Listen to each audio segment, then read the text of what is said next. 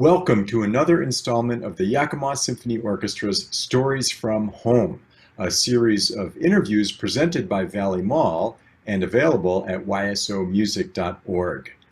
My name is Lawrence Golan, and I am the Helen N. Jewett Music Director of the Yakima Symphony Orchestra, coming to you from my home in Denver, Colorado.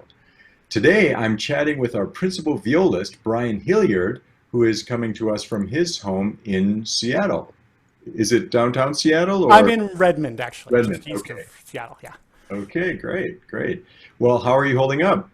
pretty good. I mean, I can't complain about things, all the stuff that's going on. So I feel pretty thankful that I still have a job and I'm able to like make ends meet and support the family and stuff. But it's definitely been tough. It's been tough. All right. Well, hang in there. It will be over at some point. We just don't know exactly when. Yeah.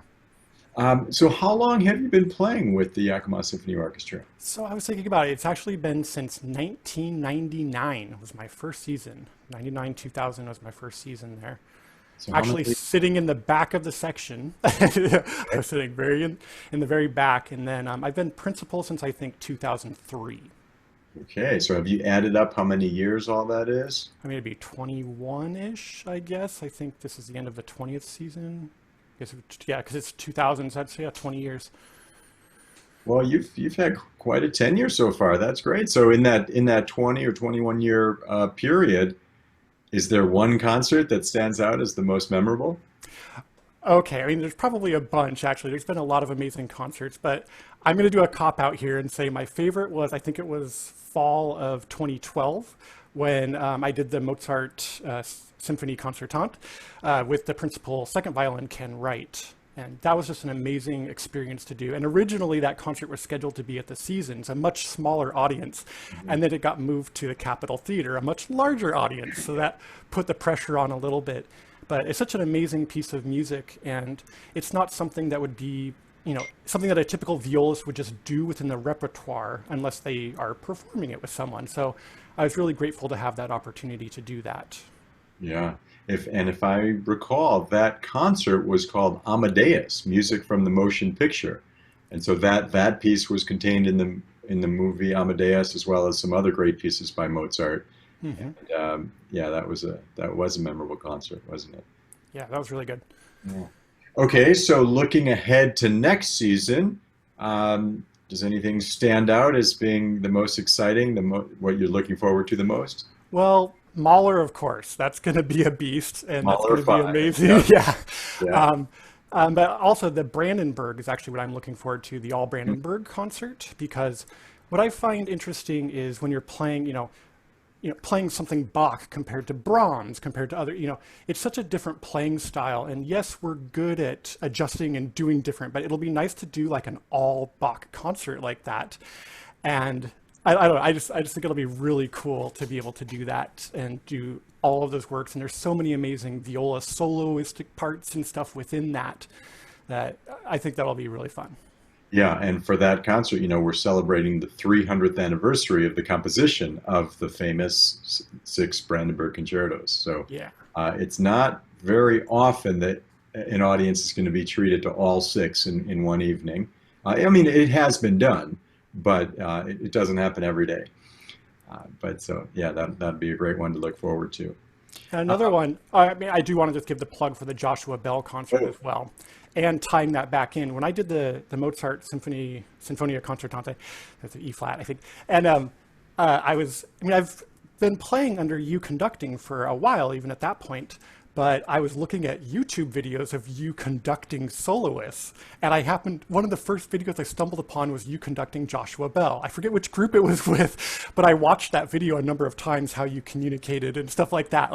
So anyway, I just wanted to give that plug. I'm excited for that concert as well. okay, yeah, great. I mean, yeah, that's our big gala concert in May, about almost exactly a year from now.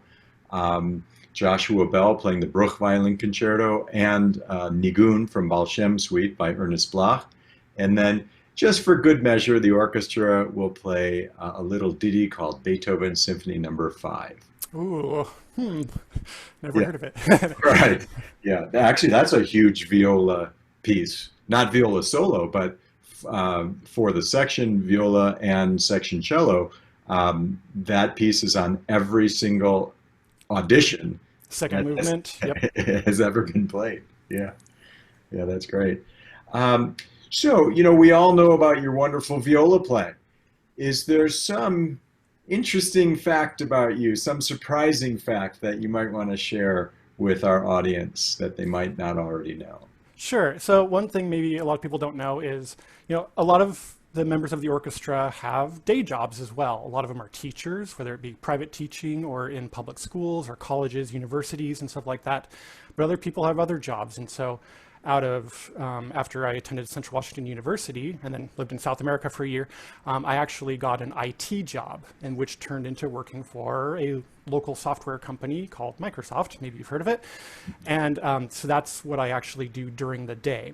Now, it gets tough to juggle everything like that, but luckily, Microsoft has been very lenient towards taking time off to do that. Because as soon as I tell them, oh yeah, I'm principal in an orchestra, oh, that's cool, go do this. And so I've been very fortunate that I've been able to balance both.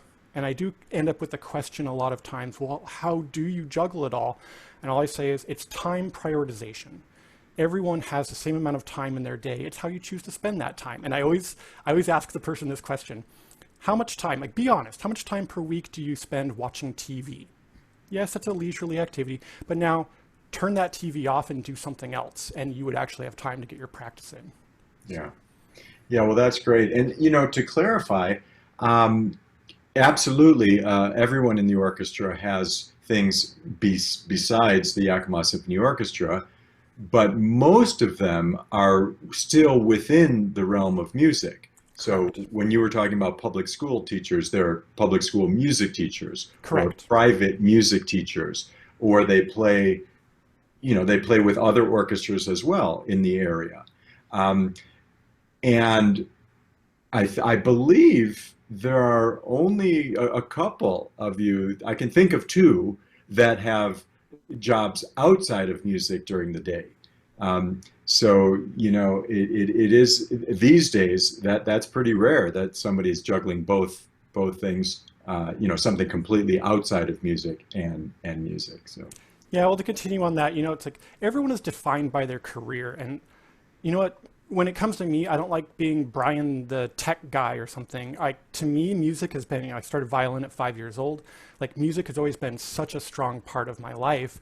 And it was supposed to be my primary career. Just things opportunities changed and stuff like that. But I've never let go of that. Still very active in my string quartet and other groups as well.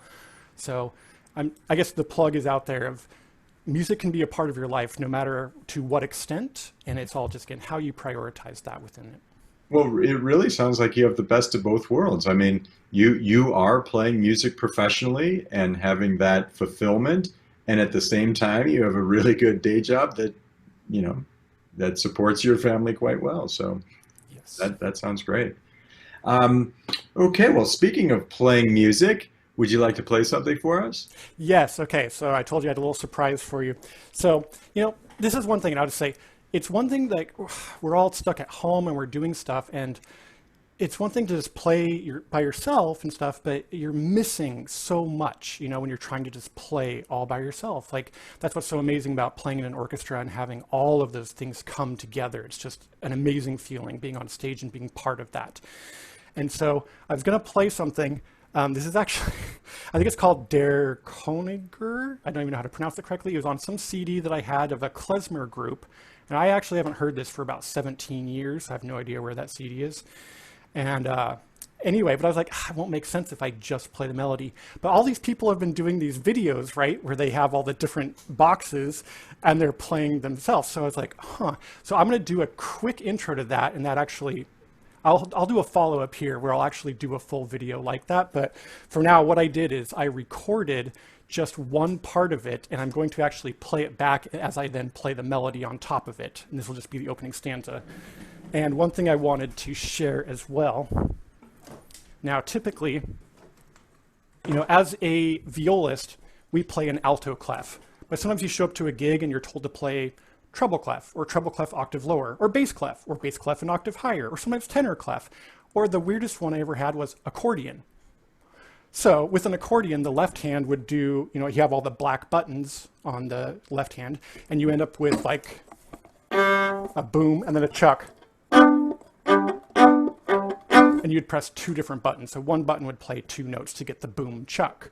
So what I did with this klezmer song, there's actually basically a bass part, if you will, and then they have all the chucks as well. So I was going to try to record those separately, and I was like, well, when I was doing accordion, I started doing things where I could go. So what I did is I recorded that part of it real quick, like right before we started this, and now I'm going to try to play that back. So you're going to get two violas for the price of one. Insert viola joke right there. Right. Okay. Okay, so give me just a second.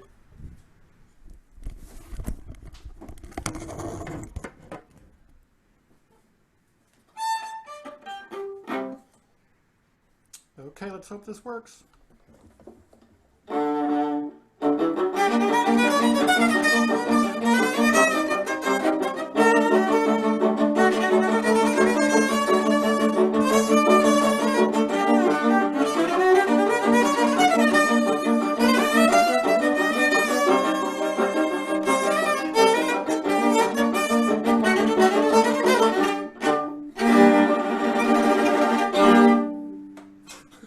Okay, well, way to go combining your musical and technological passions into one.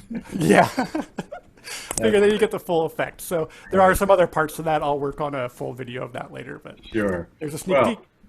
That's great.